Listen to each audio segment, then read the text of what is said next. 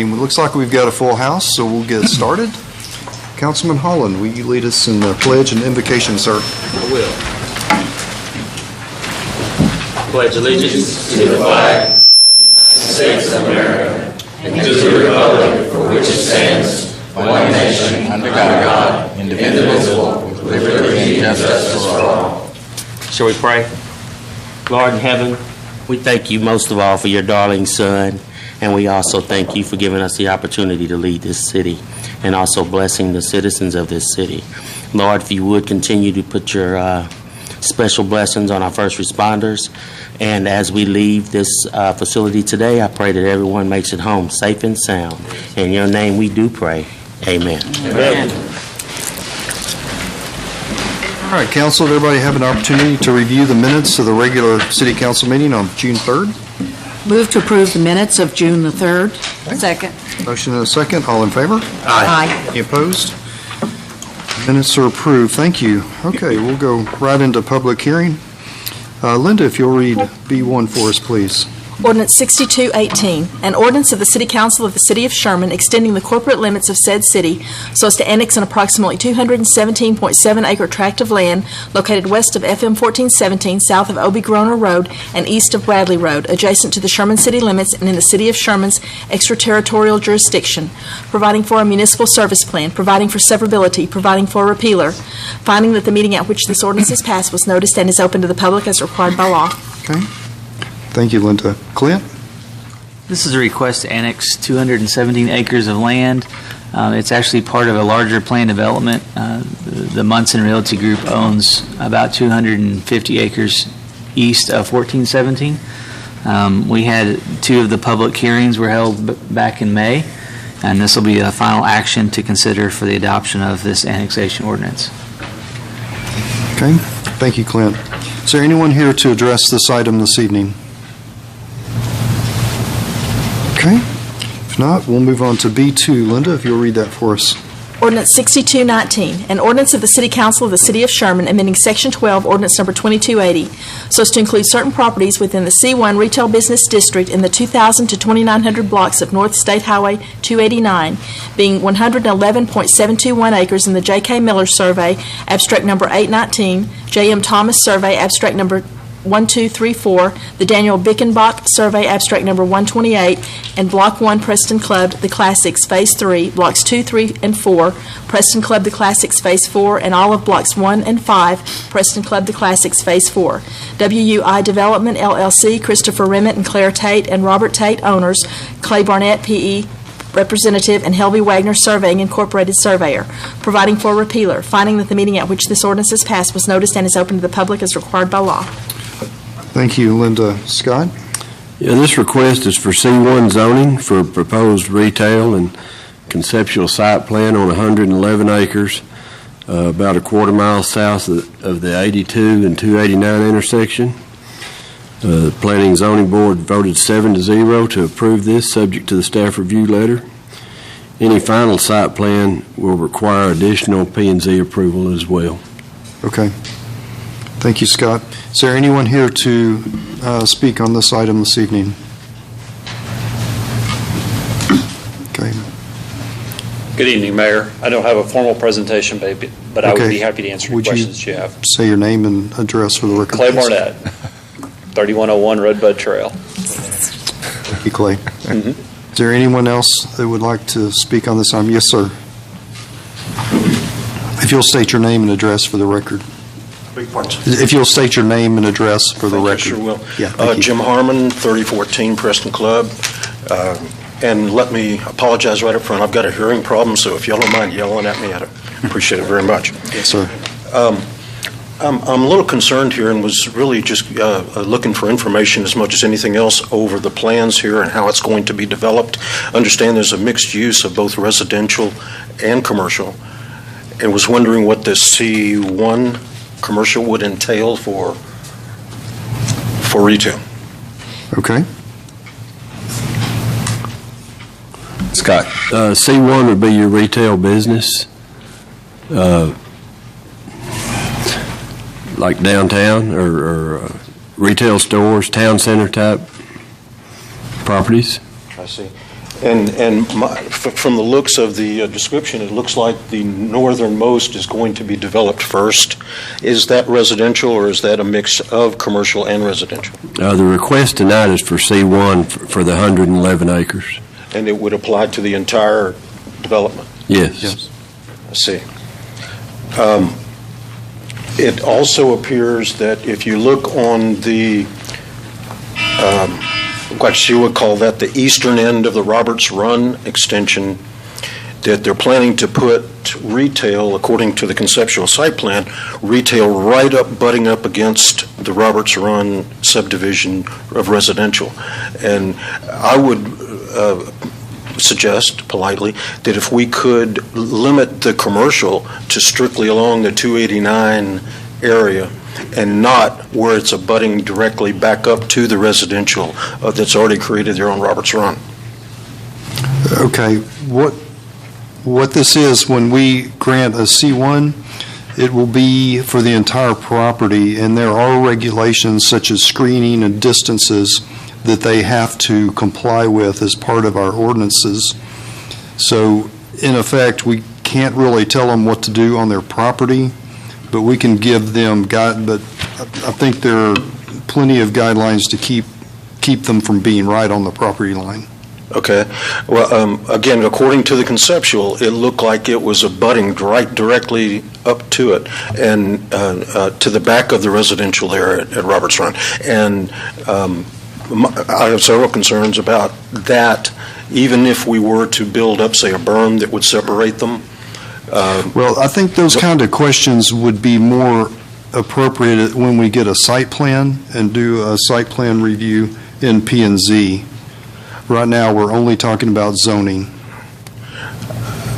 I understand, and that's really part of my suggestion, that we could limit the C1 to strictly being along the 289 border and not close to the residential. Is that possible? Not based on what they've asked for. I mean, they've asked for the whole thing to be C1, so the council will either grant or deny. I see. Well, I tell you, sir, it's a beautiful subdivision out there. I don't know how many of y'all had a chance to get out there, but it's really, really nice and pretty, and we like that part of it. Obviously, 289 is going to develop. That's obvious, but whatever we can do to keep our values up, all that we can, not have that diminished because we have commercial butting right up against it. That's okay. My main concern. Okay.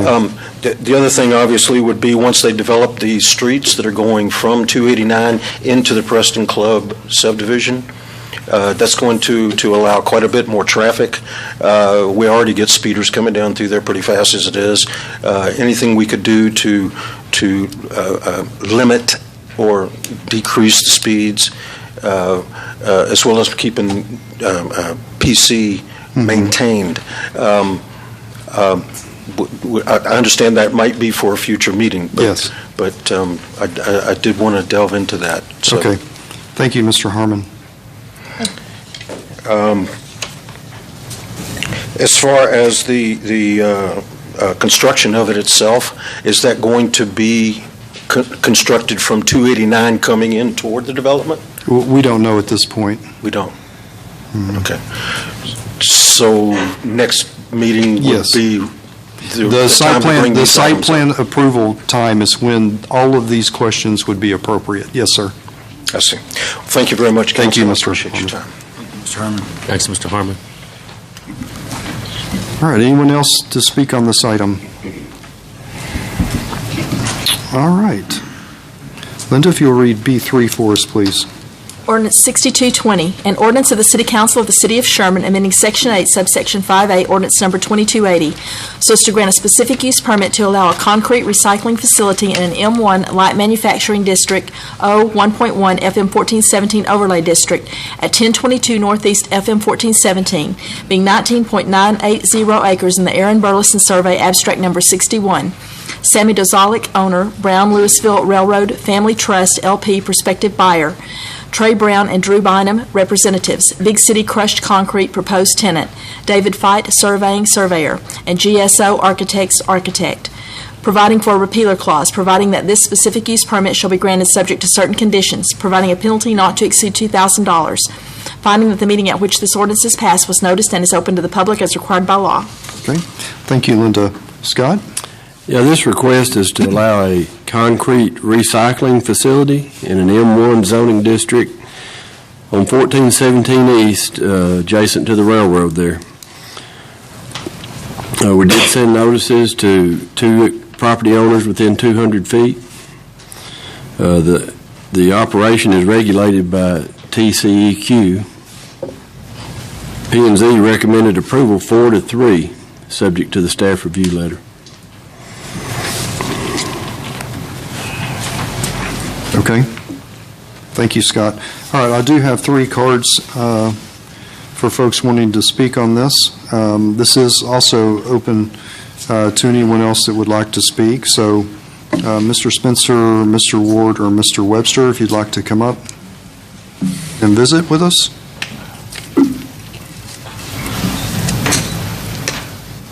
Afternoon, folks. My name is George Ward. I've lived in the Sherman area for 63 years, more than most of you have lived. I've addressed the city council a few times. I think the last time we had a renegade mayor who wanted to bury animals in West Hill Cemetery. So we defeated that. But that's not why we're here. I live in the second residence south of this proposed concrete plant site. I've lived there for almost 35 years. I've enjoyed it. I've been a real estate broker in this town for 40 years, still am. I'm not active now. Can't stand on my feet too long. I'm a 100% disabled veteran. I have COPD, and I've never smoked. I got that after I got pneumonia. I thought you always had to smoke to get it. But my doctor told me if you ever had pneumonia, you can get COPD. This is a breathing problem. I have oxygen. I use a nebulizer. I use breathing treatments. With this plant there, I don't know that I'd be safe going out and sit on my front porch. Now, there's some people that say it doesn't put out dust. Go to any concrete plant and see what comes out of there. You got the chemicals and the byproducts from that concrete that goes in the air. And we have winds out there, 20 to 30 miles an hour, either from the north or the south or the west or the east, most of the time. I don't think this would be good for me. I don't think it'd be good for my neighbors. I would ask the city council, would you consider putting this plant this close to Sherman High School, Piner, Dillingham, any of the schools? We have a school right up from that has over 100 kids. They go out on the playground. I see them out there running around all the time. Well, they're going to be breathing this stuff. And these owners, if it's determined that it creates a problem, what recourse do we have? We have no recourse. Maybe go get a lawyer at an unbelievable cost to defend us. I don't think that it should be in that area. Now, the city has got the ideal place, I think, right down on Highway 697 next door to the dog pound. I think they already own the land. They got the stockpile of rock already there. That would be a good place to do it. But there's plenty of places that you can do it that will not be close to a residence or close to a school. And I hope you will consider that. Thank you, Mr. Ward. Thank you, Mr. Ward. Thank you, Mr. Ward.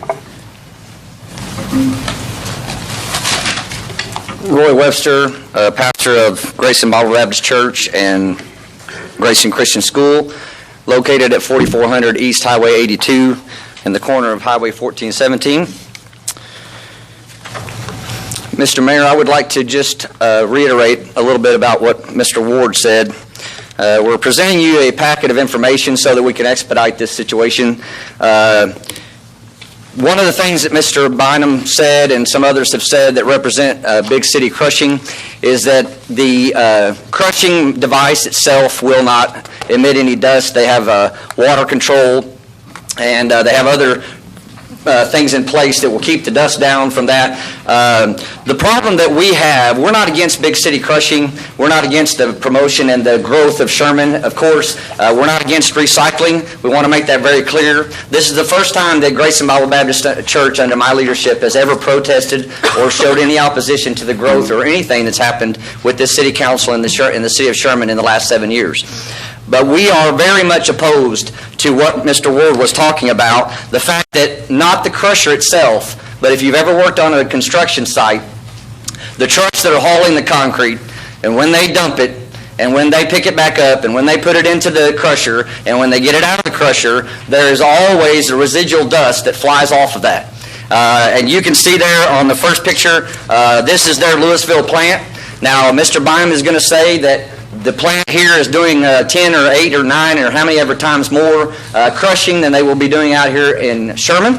But the fact of the matter is you can see just from this very grainy picture that there is dust blowing all over this land site, and their location is filled with dust. We've taken some other pictures from Google Maps, and you can see the giant mounds that would catch the south wind that is prevailing from our school, where it is located north, 1/3 mile north of this proposed site is our school and our church. And our playground is just a little bit even closer than that. And so the south wind blowing across these mounds, and they may not be this high, we understand, in this Sherman location, but we're very concerned about dust. We're not clean freaks. We're not really worried about the dust, to be honest. We're worried about what's in the dust. And you can see here on the next page that even from the satellite, the crushing machine there in Louisville is emitting some dust. You can also see on the next page, there is a line of trucks that are hauling the concrete and they're dumping it, and they're lined up outside and inside of the location. Now, as I said, we're not really opposed to the dust, and we probably could get a school zone put out there in front of our school to limit the traffic and the speed that the trucks would be traveling to further protect our students. What we're really concerned about is this dust has been proven over and over and over again to contain silica.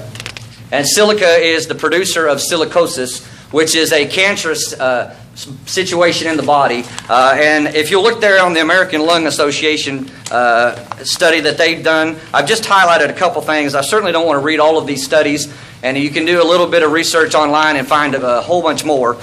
But silicosis is a lung disease caused by breathing in tiny bits of silica, a mineral that is part of sand, rock, and mineral ores such as quartz. If you'll notice what is highlighted on the bottom there, silicosis can cause major lung damage and accounts for more than 100 deaths each year in the United States. You can see the lung picture there on the next page of what silicosis does to someone's lungs. There in the Vulcan Materials Company, this is a construction company that deals with hazardous materials and toxic materials. This is their safety data sheet that they produce for their workers. And you'll notice there it's dealing with the situation and the subject of recycled crushed concrete, which is exactly what we'll be dealing with if you give them this specific change there in that the situation there with their property. You can see the health hazards there that they are talking about, different categories of carcinogens. And then if you look at the hazardous statement, it causes severe skin burns and eye damage, may cause cancer, may cause respiratory irritation, may cause damages to organs through prolonged or repeated exposure. What is super important to me is that you would notice on page 2 of that same document that it says there in the highlighted section, recycled crushed concrete contains a naturally occurring mineral complex with varying quantities of quartz, crystalline silica. Respirable crystalline silica, RCS, may cause cancer. recycled crushed concrete may be subjected to various natural or mechanical forces that produce small particles, dust, which may contain respirable crystalline silica, particles less than 10 micrometers in aerodynamic diameter. And then it gives you the studies from not only the Lung Cancer Association, but also these other entities that are in environmental studies that have done their own test themselves. And then notice at the bottom of that, the highlighted section, not all individuals with silicosis will exhibit symptoms of the disease. However, silicosis can be progressive, and symptoms can appear even years after exposures have ceased. Persons with silicosis have an increased risk of pulmonary tuberculosis infection. You can notice there some other the highlight things from OSHA and the studies that they've done. Now, we understand, okay, we understand that OSHA already has their regulations. We understand that there are certain parts per million of the milligrams of the dust that is okay according to OSHA and the studies that have been done. But we're here this afternoon really because our kids are out on those playgrounds and they're out on the outside areas of our church property and our school property. We have our children that come to our church activities, that we have picnics out there. And I'm not saying that we're going to be overrun with silica and silicosis in the first year. But I know how this works. When that dust blows over, it's going to settle on our trees, and it's going to settle in our grass, and it's going to settle down in our concrete, and it's going to settle down on our cars. And it may not be this year, and it may not be next year. It may even be 10 or 20 years from now. But I, as a pastor of our church and the leader of our school and church, I do not want to have to come back one of these days and file a class action lawsuit for all these children that have cancer now because we've made a decision to let this business come in a place that was, even though it's legal distance, it was just too close to a school that has been out there, and we've done everything that we can to provide a safe environment for our children. And I just would encourage you when you make this decision tonight, just make the decision if your child or your grandchild was out there on our playground, and even if it's milligrams of millions, but your child or grandchild was breathing in that dust and had even a minimal chance of contracting cancer from that, what would your decision be? We have a case here that we wanted to bring to you that was done in June 15th, 2017 in the city of Fort Worth, where this is not unprecedented. A Catholic school and another high school got together and they sent in the petitions with 1,000 names. They appeared at the city council meeting and they overturned the same type of company that was going to come in right next to them down on the Trinity River. There on that page, Sandra Baker is the top, basically the writer of that article and that news story, the one that was covering that. Now at the end of your package you'll see that you have a petition that is signed by 778 people in our community, a majority of them family members of our school children and our church. And then a lot of the community has come tonight, and our church is here. As a matter of fact, almost all the people that are in here are with our church or school or in the community right there by the crushing proposed site.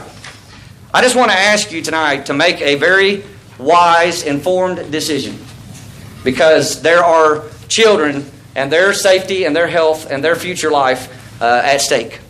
And so I want to encourage you, don't let big city crushing crush the hopes and dreams of our small town children. Okay. Thank you, Pastor. Thank you. All right. Come on up.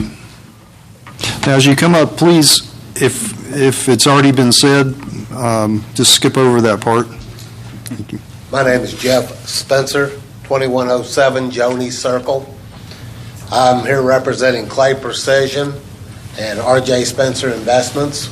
We have 136 acres there surrounding this property. There is not a great deal of distance from the back of the proposed property to the houses at Skaggs Road. We are outside of the quarter mile from the church, but truthfully, we bought this property hoping to have an investment, hoping that maybe at one point Sherman would have some building growth on the east side of Sherman. Seems like everything's kind of on the west, but the city did come through and they put water down to Skaggs Road, which would be a great thing to encourage someone to start a housing addition back there on the backside of Skaggs Road. There is a proposal for a new road going Tuck to Skaggs on your chart out here for 2020 to 2025. We think that it is prepped that someone could come in and start a housing addition. The city would get a great deal more revenue in taxes if they don't restrict what is going to happen at this property. If you have a 20-foot mound of rock that is going to be your view out your back window, that is probably not a great thing. The other concern that we have is the road. There is so many trucks going to be going up and down that road, and there is not a whole lot of good ways to get around to the Sherman High School. There's a lot of kids that go around that way to go to Sherman High School, kids going to the church. I mean, that's really the only cross through from the north side to the south side on the east side of Sherman without going down to Texoma Parkway. So I would just encourage you to turn this down. I mean, I think that there are other places to put this rather than in the city of Sherman proper. And we just hope that y'all can see that we're all in agreement that we don't want it. So thank you. Thank you, Jeff. Thanks. All right, is there anyone else to address the council? Yes, sir. Come on up.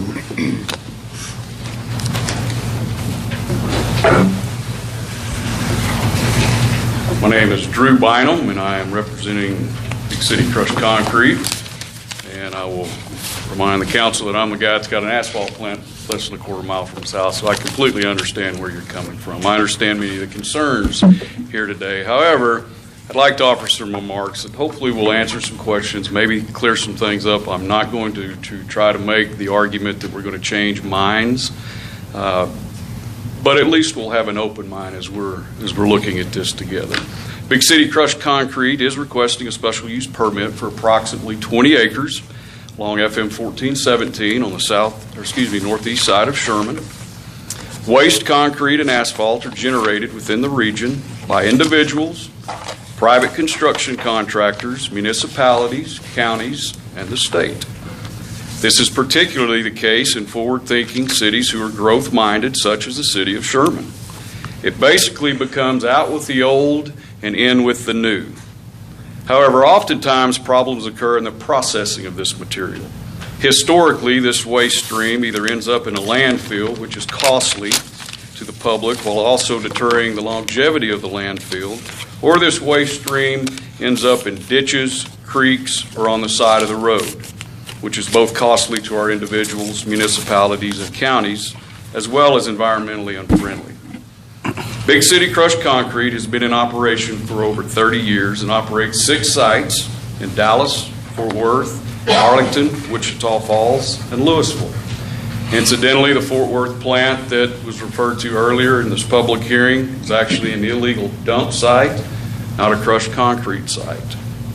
Big City takes the byproduct free of charge from anybody, from the 18-wheeler coming from a construction project to my dear old dad and his half-ton pickup. Once the project is transported to the site and volume dictates, it is crushed, sent through a series of conveyors where the metal rebar is removed and stockpiled into reusable aggregate that is TxDOT approved road-based material. No additives are used except for water. Simply stated, Big City is breaking big rocks into little rocks. The aggregate is then reused by the same people mentioned earlier: individuals, private construction contractors, municipalities, the county, and the state. The entire process is regulated by the Texas Commission on Environmental Quality, or the TCEQ. It is a process that is monitored, yet it is a process that is extremely safe and environmentally friendly when the state standards are adhered to. Many of you think the things that we hear today are when things aren't adhered to. Rules and regulations set forward by our state legislator aren't adhered to. For instance, and as we've heard today, a few people believe the process produces a lot of dust, or it's noisy, or it contaminates the water supply. Contrary to popular thinking, or to this thinking, the process is relatively dust-free. Notice I didn't say it was dust-free, I said it's relatively dust-free. From the moment the concrete hits the crusher, throughout the metal conveyor process and onto the stockpile of aggregate, it is being suppressed with enough of a mist of water that dust is not created. As many of you know, a good base material has what we call in the industry fines. These fines, or finer material, are what allow aggregate to bind together, producing a stronger foundational base.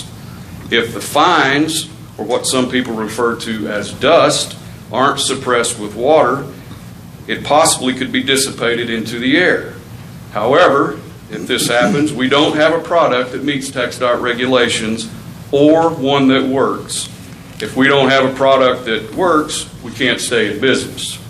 Furthermore, if we didn't mitigate the dust, there would be regulatory violations that TCEQ would impose upon the organization. Simply said, dust is not an issue and can't be an issue if we're to remain financially viable.